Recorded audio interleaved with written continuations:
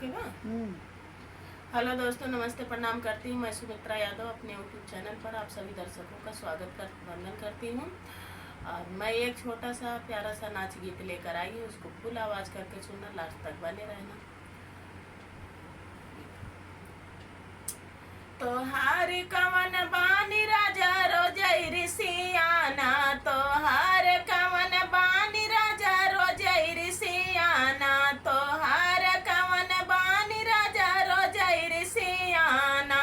सासुर से आई है हमार काऊ करी है, सासुर से आई है हमार काऊ करी, बहुत करी है मोर ललन ना खेलाई है, बहुत करी है मोर ललन ना खेलाई है। तोहार कवन बानी राजा रोजई सियाना, तोहार कवन बानी राजा रोजई सियाना, तोहार कवन बानी राजा रोजई सियाना।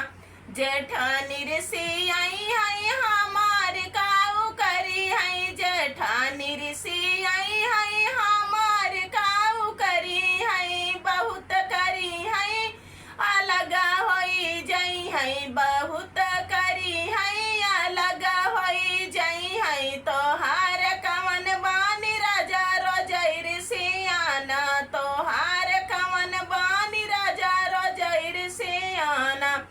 देवरानी ऋषि आई है हमार काऊ करी है, देवरानी ऋषि आई है हमार काऊ करी है, बहुत करी है राजा मैं के चली जई है, बहुत करी है राजा मैं के चली जई है, बहुत करी है राजा मैं के चली जई है। तोहार कवन बानी राजा रोजई सियाना, तोहार कवन बानी राजा रोजई सियाना।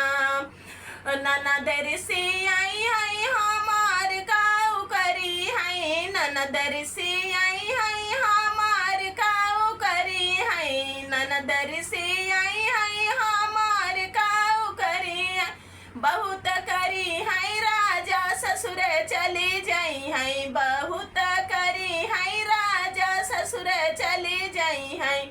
तोहार कवन बानी राजा रोजई सियाना, तोहार कवन बानी राजा रोजई सियाना, तोहार कवन बानी राजा रोजई सियाना।